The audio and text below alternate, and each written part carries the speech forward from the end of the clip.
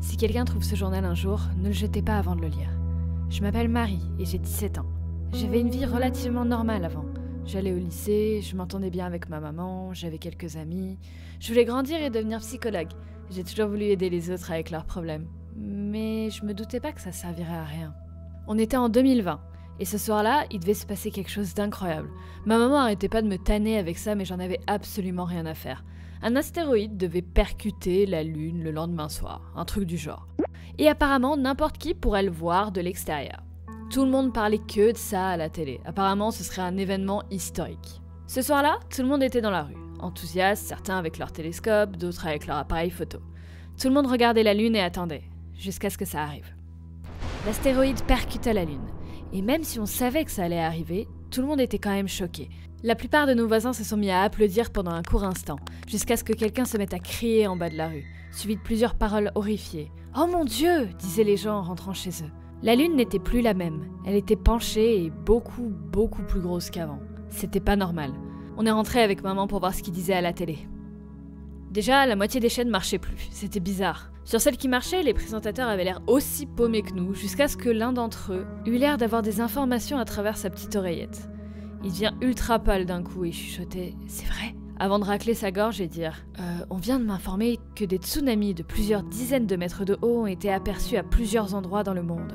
Comme vous le savez peut-être, la Lune contrôle les marées. Et ce qui s'est passé avec la Lune ce soir, on ne sait pas vraiment ce qui s'est passé, mais les marées en sont affectées. » À ce moment-là, j'étais pas encore préparée pour le pire, mais ma mère avait l'air de l'être. Elle ne bougeait plus et écoutait attentivement le présentateur.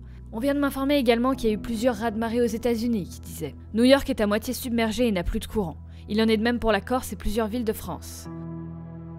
Ma mère me prit la main calmement et fermement, et je savais déjà ce qu'elle allait dire. C'était grave. J'allais pas pouvoir aller à l'école demain. Je savais même pas quand est-ce que j'allais pouvoir retourner à l'école. C'était qu'une question de temps. Mon téléphone ne marchait plus, la 4G était coupée et je pouvais appeler personne. Pendant que le présentateur parlait carrément de volcans en éruption et de tremblements de terre, je pris un blouson et sortis de chez moi. J'avais plus beaucoup de temps. Ironiquement, j'avais lu beaucoup de livres sur la fin du monde. Je savais ce qu'il fallait faire dans ce genre de situation. Il fallait avoir de quoi survivre. Je courus vers le supermarché le plus proche et même s'il était 20h, j'étais pas la seule à avoir eu cette idée. Les vitres étaient brisées, il y avait déjà plein de gens qui se battaient et ravageaient le centre commercial.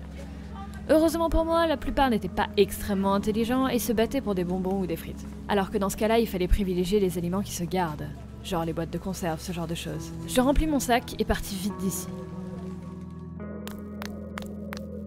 Sur le chemin, je tomba sur Alex, avec qui j'avais passé 2 ans au lycée. Mais là n'était pas le moment de parler du lycée. Il me prit par la main en me hurlant qu'un tsunami approchait de nous, qu'il fallait se protéger absolument et qu'on n'avait pas le temps. Et j'avoue que maintenant que j'y repense, ça sentait l'air de la mer. Et c'était pas du tout censé sentir l'air de la mer là où on habitait. Je pensais à ma maman qui était partie de son côté pour amener de la nourriture à la maison. Je me demandais si on l'avait prévenue. Et puis d'un coup, je me rendis compte de ce qui se passait. Il y avait une gigantesque vague qui arrivait vers nous. Genre, énorme.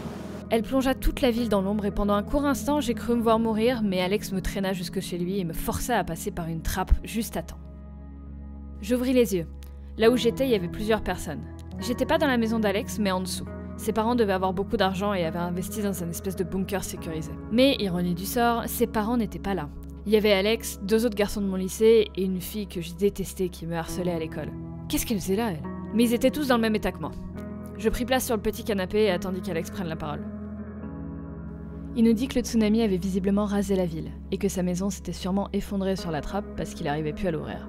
On allait devoir rester ici un moment, du moins jusqu'à ce que quelqu'un nous sorte de là. Enfin, ça c'est si quelqu'un nous trouvait un jour. Dans mon sac, j'avais uniquement de la nourriture, mon téléphone et mon journal. C'est de là que j'écris ces lignes et que je vais pouvoir documenter les prochains jours, les prochaines semaines, voire même les prochains mois. J'espère pouvoir lire ces lignes moi-même un jour en sortant d'ici. Mais si vous tombez sur ce journal un jour dans un trou, en dessous d'une maison en ruine, c'est que cette maudite vague aura eu raison de moi.